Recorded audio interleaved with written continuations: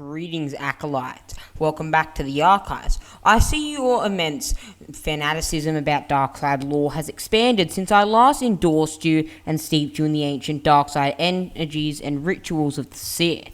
Very well. Today, we will be continuing the train of knowledge that revolves around the fearsome acolytes and warriors of the dark side. And today, we are going to be delving into one of, if not the most ancient Sith Lord of all time, while the Order of the Sith Lords was founded in 7000 BBY. The Sith Lord I am talking about is obviously Canis Mur, one of the most formidable Sith Lords to have ever lived. His Mur Talisman, which we did a full analysis and breakdown of roughly 4 or 5 months ago, is one of the most mysterious, enigmatic, and formidable Darkside artifacts that allowed him to plague the galaxy for over 7,000 years, exceeding the lifespan of beings such as Exar Kun, Marco Ragnos, and Lord Vitiate.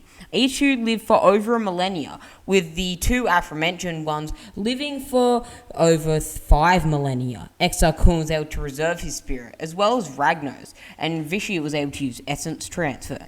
However, this Sith Lord surpassed them all. But how did he do it? How powerful was this Sith?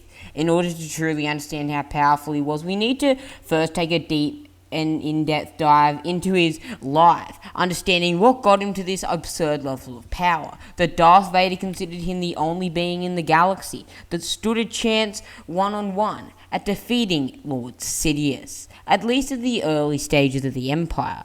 So my Sith acolytes, grab a snack and prepare to be steeped in the dark side energies like you have never seen before.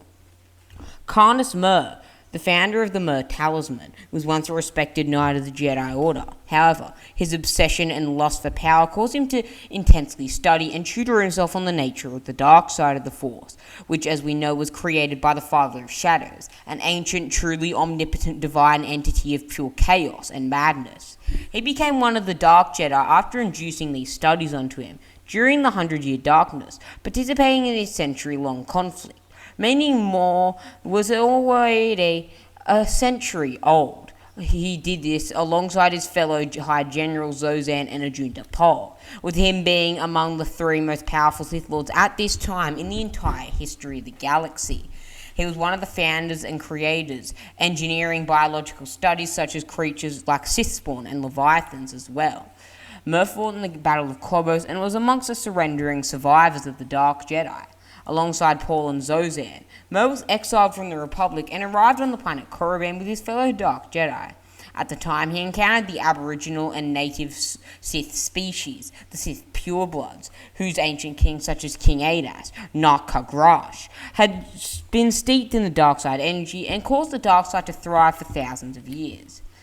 He carried a yellow-rated proto-saber which he brandished in their presence as a display of superior power. King Adas had been hailed as a king, and a very entity, being seen as the Sith Chosen One, the Sith Ari, which we'll be making a video on soon previously. However, these Dark Jedi were seen as gods. Mur and his fellow Darkside Jedi recognized the potent and untapped Force sensitivity, the natural sensitivity rivaling that of the Rakata, and immediately sought to enslave them through the dark side of the Force, using the superior mastery of the Force and their tutoring at the Jedi Temple, as well as in-depth studies into dark side alchemy, sorcery, and various esoteric and eccentric abilities, allowing him to fully subdue the Sith, as well as his fellow Dark Jedi co-conspirators.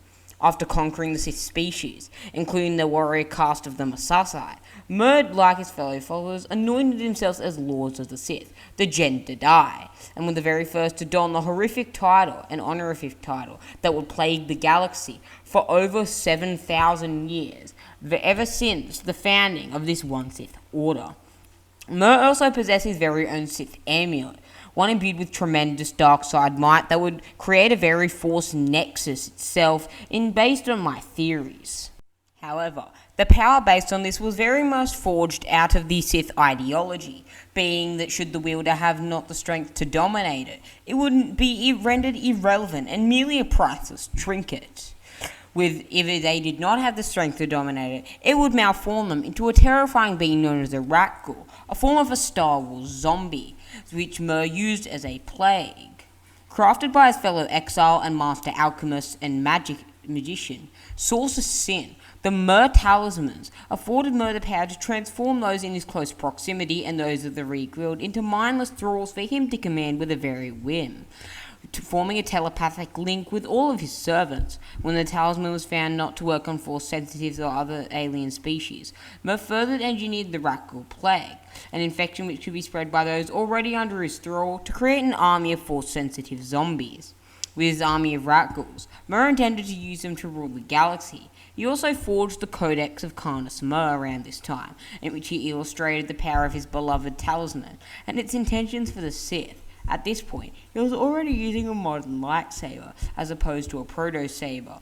Mer was not without rivals among his brethren, though. One such enemy was another Sith Lord named Remulus Draper, who created specialized stasis pods specifically for the point to capture and neutralize Mer, and the formidability of his Mer talisman.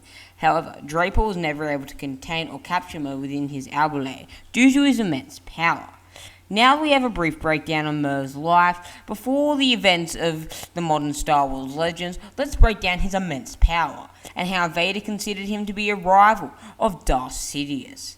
As a Jedi and as a Dark Jedi, Carnus Mer delved into the arcane practice of the dark side of the Force, determined to satiate his loss of power, very similar to Darth Nihilus, feeding his hunger for more and more power. By his own admission, Mer used the dark side to malform, terraform, twist, prolong, and preserve the very essence of life itself, with his teachings inspiring Darth Andedu to forge the essence transferability, which would be one of the most notable dark side abilities in all of galactic history, being used by beings such as Vitiate and Emperor Palpatine, including Darth Krayt. He engineered biologically and chemically many forms of Sith spawn, various Sith mutants, including Leviathans.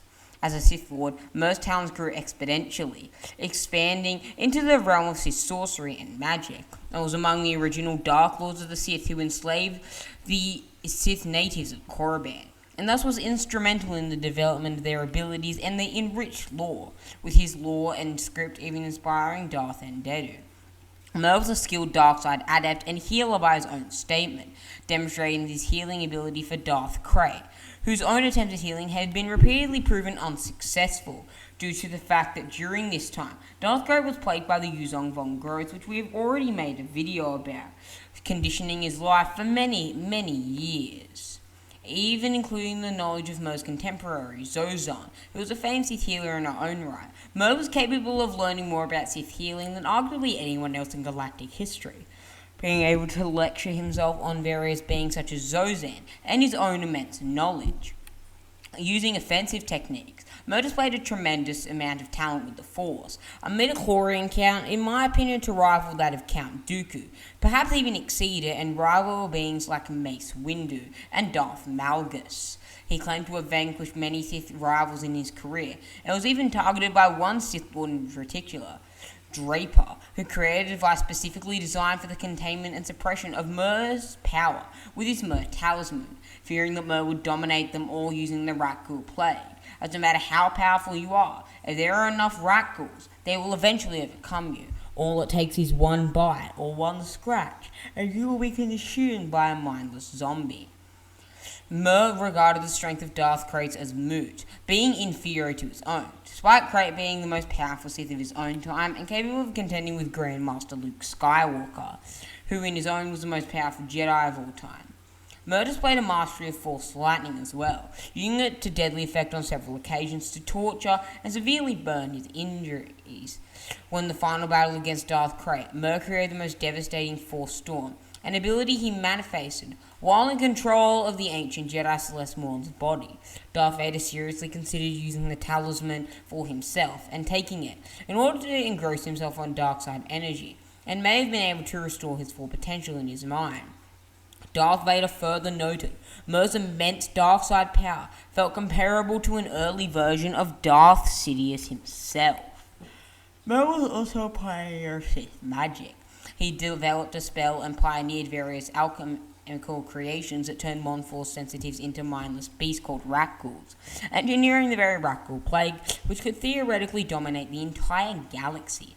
Mer was also one of the first to practice Sith alchemy in all of lore, aside from Sorcerer Sin and Ajunta Pal. His Rakghoul Plague, a malady that was transferred through the saliva of a Rakghoul, which turns its victim into the same mindless zombie. It was engineered biologically in this similar manner. Upon his physical demise, Mer's spirit inhabited his amulet. However, his force abilities were only accessible if the talisman were worn by a living being. Otherwise, he would be a disembodied form of consciousness that would continue to linger around the Star Wars galaxy for eternity. Mer wielded a yellow-braided proto-saber during his time as both a Jedi and a Dark Jedi. The Yellow Blade saw action and bathed itself in blood during the Battle of Corvus, and the 100-Year Darkness, with him carrying it with him when he was exiled from the Republic. As a Sith Lord, Mer apparently transitioned to the Proto-Saber, which required the use of an external power source, to a curved hilt red-bladed lightsaber. This crimson usage of a curved hilt would most likely mark Mer as a Makashi practitioner, making him a deathly duelist very similar and on the lines of being such as Count Dooku. Well, my friends, what did you think of this immense ancient Sith Lord's power, being comparable to Darth Sidious himself, and who Darth Vader even considered the superior to Sidious, with Sidious being one of, if not the most powerful Sith Lord in all of history, with his only rivals being both Vitiate and Nihilus? Well, my friends, this is where we part ways. Be sure to study the dark side indefinitely until you return to our archives next, and I'll see you in a galaxy far, far away.